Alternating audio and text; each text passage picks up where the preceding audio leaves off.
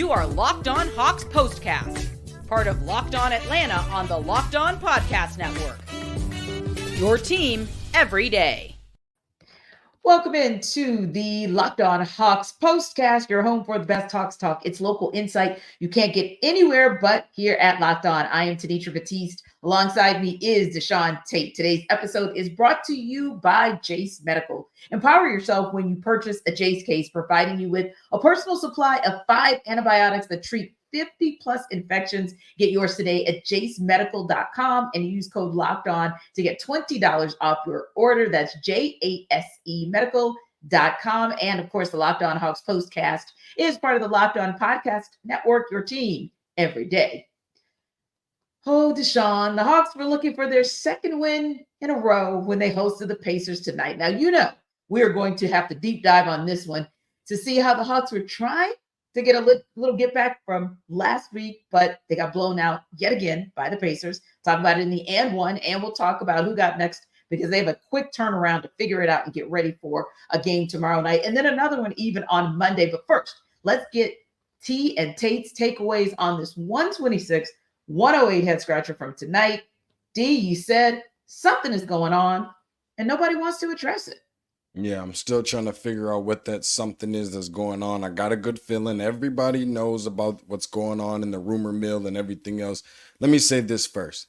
A couple congratulations type thing. Let's start off on a positive note, right? Yeah. Okay, so happy birthday to the human highlight film himself, Dominique Wilkins. Okay? Happy birthday, my guy, happy Dominique. happy birthday, right? Okay. And first time ever in Hawks in NBA history. Yeah. Both Bogdan Bogdanovic and Trae Young both convert on their 1,000th 3-point I guess not attempt, but from three, converting Congrats. that. So they both hit 1,000 on the same night. Bet. Now that we got that out of the way, okay, I'm gonna try to do this the best that I can, Tenitra, to be honest, because I'm kind of like, I feel like you can see that I'm kind of like got smoke coming out of my Which ears. is rare for you. I'm boiling on the inside. You know, the Breslin is in there asleep, and I'm trying my best not to wake her. You know, I'm a Christian, so hopefully there won't be no expletives here.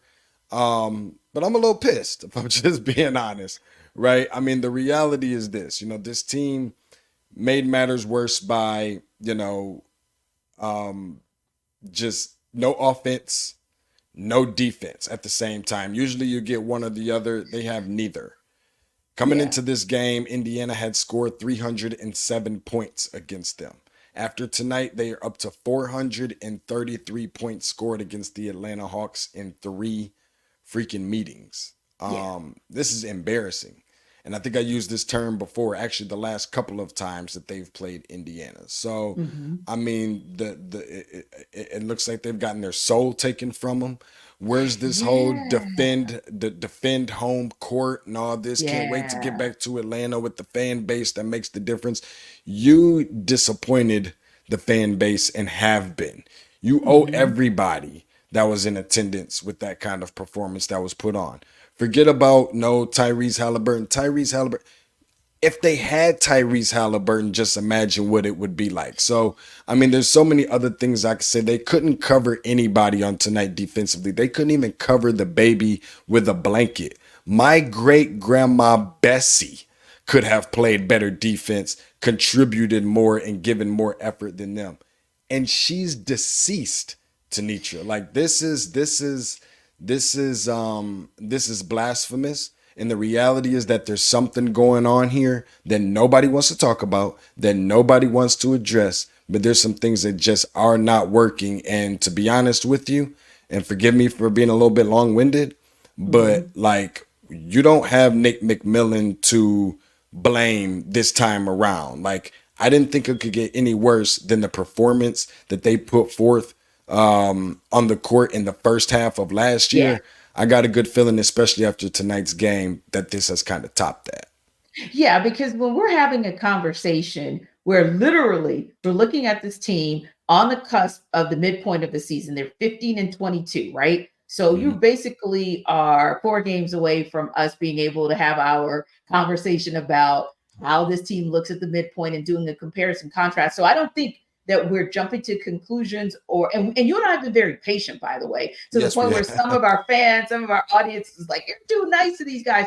Well, we wanted to be patient because sometimes it takes a minute for things to come together. It takes a minute for Quinn Snyder, now that he'd had training camp and the offseason, to really put his system in play for us to kind of see how it was going to work out, right? Also, kind of seeing what Jalen Johnson was going to be in a starting role and actually giving him that starting role. Where do you fit Saddiq Bey now that you have a full offseason with him? Just so many little pieces, if you will, as far as, hey, wait a minute, pump the brakes. Let's give this starting five an opportunity to do what they're going to do. And then let's give this bench mob 2.0, or you hope 2.0. Now it seems kind of like 0.5, but we digress. But this bench mob 2.0, an opportunity to see how they compare to the bench mob of old. Okay, now we can take the gloves off, DeShaun. I think we can take the kitty gloves off. I don't really want to, if I'm just being honest with you. No, we're taking the gloves off, meaning the kitty gloves, and we're about to put the gloves on where you throw bones. Okay, cool. Yeah. I'm good with that. That's what we're going to do. So I agree with you because it hurt my soul to be there tonight and to hear someone in the Delta Sky Club say the words, they just look disinterested. Mm-hmm. They don't look like they came here to do anything. Mm-hmm. And I'm thinking to myself, this ain't, there it is. I don't even have to repeat. I don't even know if that's a word, by the way. That person used the word, so I'm going to go with it's a word as well. But that was such a painful thing for me to hear, because you don't want your soul to be taken out on your home court, especially when the soul of that team, Tyrese Haliburton, isn't even dressed out. Like, he's not even dressed out. And you want to at least show up and let people know they can't punk you, because last Friday in Indianapolis, they went off for 150 points. Mm-hmm. So I expected that you were going to come home and at least compete and say, oh, no.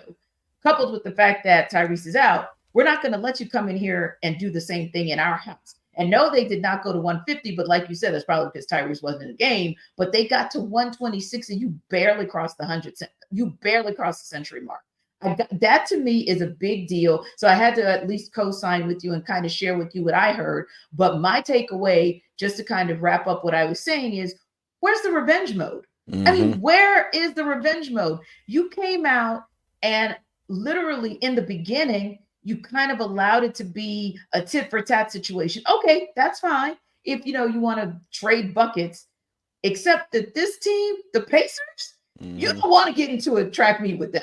No, you don't want to get into a track meet with them, because they're going to win the track meet every single time. You might hang with them like it's, if we do the 4x100 relay, you might hang with them the first 100 meters, the second 100 meters, the third 100.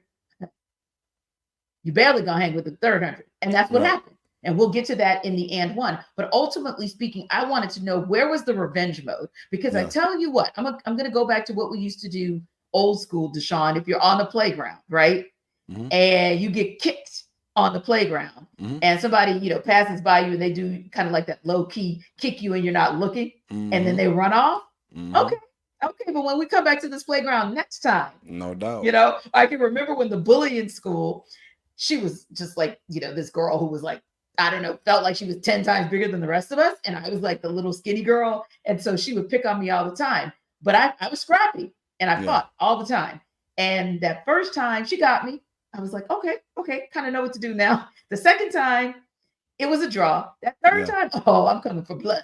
No doubt. The Hawks, you didn't even do a draw tonight. At least I fought the bully to a draw. No doubt. And then I went back that third time and I beat her. And she never came for me again. This is what the Hawks have got to do. They've got to show you that you cannot do these things to them on their court, maybe on your court, but you're not going to come and do the same thing to us. And I just felt like, DeShaun, the revenge mode, like that motivation wasn't there. Like the Hawks just did not show up. And that bothered me. It's hard to imagine Sweet Tea fighting anybody. Beautiful Sweet Tea fighting anybody. Listen, I mean, but, this was so bad. I feel like the team manager checked into the game and got a career high on tonight. Like, I didn't know if the Hawks were playing the Harlem Globetrotters or what. We talked about 85% from the 84%, From the 85% field, from the yes. field in the first In the quarter, first quarter, 56% from the field in the second, 60% from the field in the third, and then shot 67 overall at the end of the game and 61% overall from three. Like, I did have some young DT days back when I had a little bit more hair, a lot more hair than I have now. But I used to call myself going to the gentleman's club and contributing a little bit, you know what I mean, to the establishment, right? Mm-hmm. I feel like I feel like I'm in my early 20s again and just literally just blew all of my rent money at the gentleman's club. Like, I feel like I just bet all of my rent money on this team, and then they just completely, and I bet $0 on this game. Like, that's how embarrassing and just how much I felt by this particular loss on tonight. I know that we're up against it, and I can't, again, I will remind the viewers that I can't use all the language that I really have built up and boggled up inside of me right now. I'm doing my best, and Tenitra, you know I'm a Christian. You know I'm a Christian. Yeah, But tonight was one of those nights. Everybody has one of those nights. Tonight's was one of those nights, so don't judge me. Don't judge him, everybody. Please don't judge him, because I can tell you that when he never gets us fired up, but this team took him there, and so he's fired up, and rightfully so. We're going to talk a little bit more about it because there are some more specific areas of concern that we have, so we want to talk about it with you guys and weigh in. We like you guys always give your thoughts. You keep it real with us, so definitely let us know, and we'll get to you guys on the other side with the and one.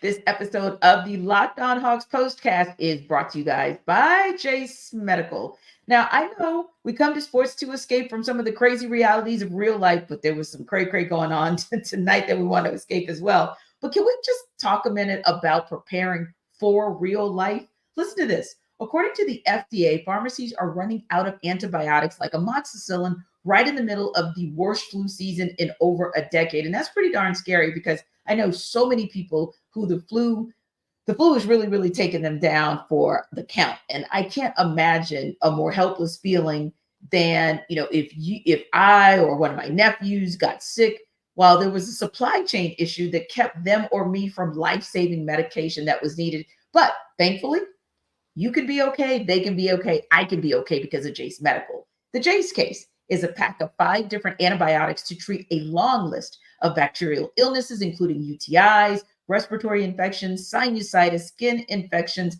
This stuff could happen to any of us at any given time. So visit jacemedical.com and complete your physician encounter. It'll be reviewed by a board-certified physician, and your medications will be dispensed by a licensed pharmacy at a fraction of the regular cost. It's never been more important to prepare than today. So go to jacemedical.com and use offer code LOCKEDON to get $20 off your first order. Again, be prepared by going to jacemedical.com, use the offer code LOCKEDON, and get $20 off your order.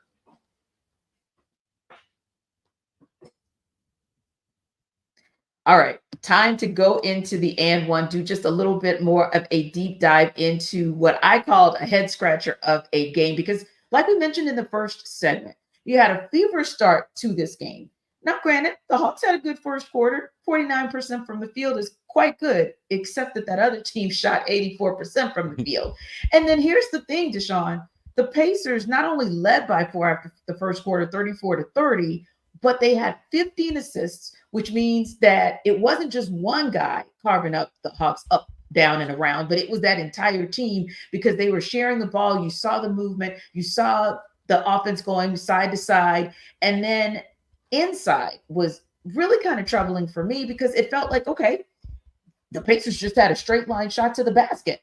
And you're thinking to yourself, Onyeka Okongwu had himself a night Wednesday, so definitely want to give him a shout out there. But ultimately, if your starter's back in Clint Capella, then you want to go back to your starter.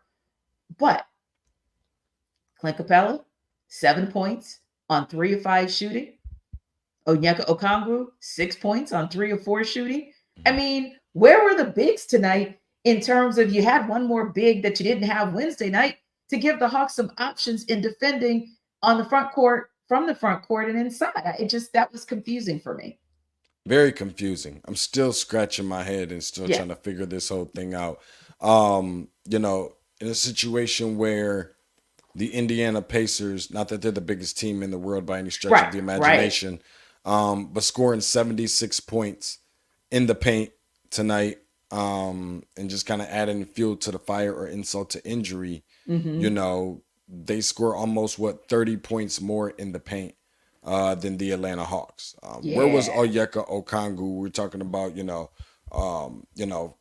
from a defensive standpoint, just to be able to get Mm-hmm. some stops or just Right. pitch in a little bit of something. I even question in some cases, which I know that we're not specifically, we're talking about the front court, and I don't want to, get away from that. But when you know that you were trying to make some runs in this game and you needed some 3-point shooting, it for the life of me, I won't be able to really understand why AJ Griffin's not getting in the game. I know we've had that Yeah. conversation over the last few weeks, probably Mhm. months at this point from time to time. Right. But But it's a this is valid question. it's a valid question. And guess what? I mean, granted, we could talk about rebounds. There wasn't a whole lot to rebound tonight because Indiana just could not miss. There was no sense of pride from Right. Atlanta. There was no sense of urgency from Atlanta. I Yeah. don't even know where they were at tonight, but it surely wasn't at State Farm Arena. Mm-hmm. I'm, for a team like Indiana that primarily shoots the ball very well from three, and they did Mm-hmm. on tonight 61%, but they didn't even shoot it all that much. So this could have in turn been a whole lot worse than what we saw it. True. True. It True. seems like, and they did it with balance. Yes. Yes. Benedict Mathurin had some, a good game, and I think Right. even it's more so telling that TJ McConnell, um, stepped into the starting point guard role. He's probably Right. the best, if not certainly amongst the top of backup point guards. Mm-hmm. For when you don't have someone like a Tyrese Haliburton, he's kind of like a plug and play. You've got Bruce Brown, who has championship experience. You have Jackson that's swinging off the rim, Mm-hmm. coming down off of dunks. You have Right. Miles Turner, who's being the elder, statesman of this particular team. You have Obi Toppin, who looks like he's just kind of like re-energized or Yeah. Like he revitalized found himself himself. Right. all over again. I don't even think he missed a shot on Yeah. tonight. I think he went He did. He seven was for 7 for seven. 7. Yeah, I mean, it's all across the board. I And I'm DeShaun. I'm almost speechless. No, and understood because in addition to, and I think Obi Toppin's a great point because unfortunately we're back to, and we don't normally refer to Obi Toppin as an X factor or Mhm, that dude that's coming mhm, mhm, for the Hawks, but because he was coming off the bench, I mhm, want to use him as the X factor that you and I talk about. That like pesky guy that comes out of nowhere and you're like, dang, he smoked the Hawks. This mhm. night, it was 3 guys, right? And the Yeah. reason I say 3 is because we don't really talk about the guy in the starting 5. You're in the starting lineup. So the expectation is that you're going to have the ability to be successful against your opponent. I'm talking Mhm, about Obi Toppin because, like you said, he was perfect from the field, but then 6 rebounds and 4 assists from the point, from the power forward. I mean, yeah. he's helping to distribute the ball. And then same thing from, like you said, TJ McConnell. Excuse me. Actually, let me go to Buddy Hield Buddy because Hield. Buddy Hield Buddy had Hield. 18 points, 7 of 11 shooting from the field, 4 of 6 from 3, and again, 3 rebounds, 2 assists. This is in Mhm, 23 minutes for him. Obi, mhm, 21 minutes for him. And then Isaiah Jackson, 12 points on 6 of 7 shooting in just mhm, 18 minutes, 5 rebounds and 2 assists. The reason we're breaking those numbers down is because when we look across the or down the road, because obviously they're on the same side of the court. But when we're kind of looking down the court and we see those 7 guys, right, in double digits, but mhm, also having a respectable number of boards, which means that you're fighting for your second chance points and you're fighting to make sure the other team doesn't get their second chance points. And then when we see all of those guys having a nice round number of assists, that means you got dimes where you're saying, hey, I got the good shot, but you got the better one, so I'm going to send it your way. That's what challenges us on this show when we see those things not happening for the Hawks, when we know that they are fully capable of it happening. That's what the frustration level is. Not to say you're going to have it every single night. I mean, the Pacers, now granted, they're doing this to everybody just about every night. They are 23-15. But ultimately speaking, here's the thing as we wrap up this segment that makes that challenging for you and why it begins to matter. The Pacers started the third quarter. They started the second half on a 13-0 run. I'm sorry, the second quarter. And really, they ran away with the game from there. I don't care that the Hawks kind of battled back a little bit and got back into it in the third quarter. The reason that I don't care is because it was really two players. It wasn't the Hawks battling back. It was Jalen Johnson and DeJounte Murray battling back. And that's a problem again, because like you said, if you've got 9 guys dressed, then 2 guys shouldn't be responsible for getting you back in the game. Now, if Jalen jumpstarts you and everybody follows suit, I'm with that. If DeShaun jumpstarts you and everybody follows suit, I'm with that. But I didn't see anybody else giving that same energy. And if the Hawks are going to bail themselves out of this conundrum as the top of the East continues to do what they're doing, and even the middle of the East continues to do what they're doing, it's going to have to be a concerted effort with this team. And of course, we know we say it all the time, but you guys say it all the time too. So we're going to repeat it. Boy, Landry Fields might have some work to do getting closer to this trade deadline. Yep. And to make matters worse of all of this before we go to break is that who was really killing the Hawks on tonight wasn't even the starting 5 for Indiana. It was the bench players for Indiana. And that is what probably hurts a little bit more than anything on top of, obviously the embarrassment that the Hawks unfortunately couldn't save themselves from. Yeah, because it exposed the fact that we really, and again, I wasn't trying to be funny earlier, but I'm just being real. First, we had the bench mob, and then we had bench mob 2.0 when the Hawks deepened the bench after that Eastern Conference Finals run. And now we're like bench mob 0.5. And something's going to have to give because, if your starters aren't doing it, because the Pacers starters had a decent night, but you're going to have a bench that's going to be able to step up. Listen, guys, they've got to turn it right back around. The Hawks do, because they've got a game tomorrow night. And it's one of those that DeShaun has kind of coined a phrase for that we'll talk about on the other side in Who's Got Next.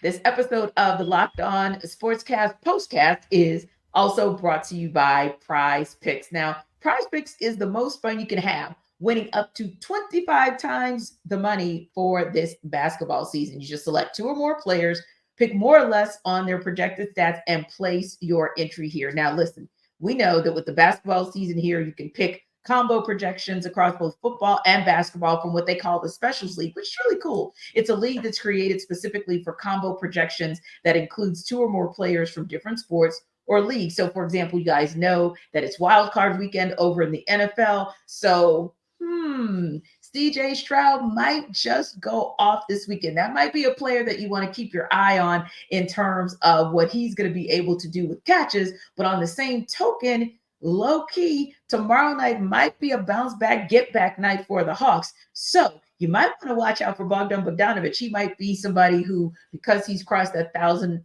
milestone, then maybe he'll have another good night tomorrow night. That's a combo that might work for you. PrizePicks also even offers a reboot policy so that your entries stay in play even if one of your players gets injured. How cool is that? For both football and basketball games, if you have a player who exits the game in the first half and does not return in the second, that player's rebooted. PrizePicks is the only daily fantasy sports platform with an injury insurance policy. So how do you get to PrizePicks? Really easy. You go to prizepicks.com/lockedonnba and use code LOCKEDONNBA for a first deposit match up to $100. Again, that is prizepicks.com/lockedonnba. Use the code LOCKEDONNBA,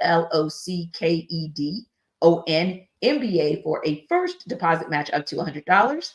Don't forget, PrizePicks is daily fantasy sports made easy.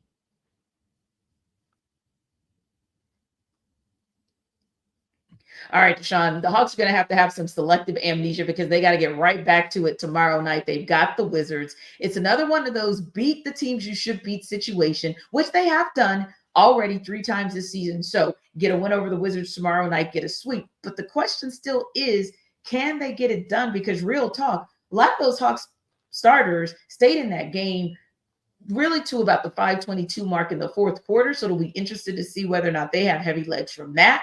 And also, it's something that you've been talking about. It's kind of a topic that you threw out there the last couple of games. So I want to run it back to see what you have to say this time, especially because I know you are not pleased right now. That said, think about tomorrow night, game against the Wizards. In my DeShaun voice, if I don't see anything else in that game from Atlanta, I need to see what? Beat the Washington Wizards by 100 points. We just saw the other night, or was it last night? I think the Oklahoma City Thunder beat the Blazers by 62. If they can beat the Blazers by 62, this has to be doable. Yeah. All of the positivity and the optimism that goes along with Clint Capella, the offensive rebounding, dominance that he has, and Jalen Johnson, maybe most, improved player or whatever. And then you've got Bogey Bogdanovic up for sixth man. And I mean, are we seriously not going to act like Trae Young did not just pass Dame Lillard, right, in amongst guards for Eastern Conference voting for the All-Star game? Yeah, only one person in front of him being Tyrese Haliburton in front of him. We're not going to act like these things don't exist. Do what you're supposed to do. The Washington Wizards is terrible, right? They're atrocious. Terrible. Treat them as such and go out there and beat them by 100 points. Yep. Be engaged, because you did not look that way. It didn't even, like I said, it didn't even look like you were at the arena. It looked like they were back in the hotel or in the locker room watching, reruns of, Katt Williams on the Club Shay Shay or something. They need to be engaged and beat this team by 100 points, hands down, no exceptions, point blank, period, point blank. And I need everybody to just show up and do anything that you did tonight, pretty much, except if your name was DeJounte Murray or Jalen Johnson. All y'all, everybody else, you really do just need to do a 180 from whatever it is that you did tonight. And don't get me wrong, when you look at the team stats, they look okay. Field goal percentage, you wrap up with 45%, 3-pointers, 37%. Not too bad, right? Mm-hmm. The free throws, though, that still bothers me, right? Because this has always been a really good free throw team. Now, granted, sometimes, and we gave Trae a little bit of an acknowledgement of, if you have to do something that you don't normally do, like play a lot of defense, right? Sometimes your offensive game kind of suffers a little bit because you're wearing yourself out. Mm-hmm. But it is becoming a little bit of a scary trend when the Hawks are middling in like that 74-75% range, when they've always been in the 80% range for hitting free throws. So definitely want to see more of that. And they have got to get on the boards and battle a little bit better tonight. I've seen a trend with them, DeShaun, where it's been the offensive rebounds that have been the problem. Tonight, they were outboarded, I'll say. Defensive rebounds, 35-16. That can't happen. And then if I can say this just before, I know you want to jump in before we wrap up. I literally just want to take just a few seconds, DeShaun, to say, in every place, Saddiq Bey, I'm going to need you to get more than 2 assists, because you need to be responsible for helping out with ball movement. Mm-hmm. I'm skipping over Jalen Johnson because, he still gets all the flowers that he typically does. Clint Capella, 5 rebounds, that ain't it. We need you in double digits in boards all the time. And Trae, you have got to figure it out. You had 6 turnovers tonight. You've gotten away from that. You've got to understand the trap is the trap is the trap. It may look a little bit different. Not everybody's trap is going to look as hard as what the Heat bring his way, but the Pacers are one of those teams that have figured that out. So he's got to watch that. DJ, you can put it on repeat. And the whole bench, everybody on the bench, just don't do what you did tonight. Unless you're going to do it times 10, and then we can have a conversation. I'm done. I'm gonna say this last part. In addition to beating them by 100, have some pride. Yeah. Play with some effort. Is it realistic that they'll beat them by 100? Probably not. But I need to at least feel like you beat them by 100. Yes. Like that. That's kind of where I'm at with things. I I just want to see a dominant performance. I want to be able to see Trae Young and DeJounte Murray for however long that we have left to be able to see them playing together, right? Yes. I want to be able to say, I do recall a game, even if it was against the Washington Wizards. I want to be able to say I can recall a game where I saw them both in a Hawks uniform together, and they looked like finally what I thought they could look like together in an Atlanta Hawks uniform. So I just definitely kind of want to leave it off on that particular note because, win, lose, draw, or anything else in between. Of course, they better not lose this game, but I need to see, them look like they're beyond trending in the right direction. I need a statement game. I need an exclamation point. I need some triple doubles. I need a quadruple double if I can get one. I need some guys that's out there just playing like their hair is on fire. Yeah, I would agree with that. So we'll be back tomorrow to see if any of what DeShaun has asked for will be granted to him by this Atlanta Hawks team. We appreciate you guys for stopping by the Locked On Hawks postcast. Remember to like and subscribe to our YouTube channel. And for more on the Hawks, check out Locked On Hawks with our guy, Brad Rowland. See you next time.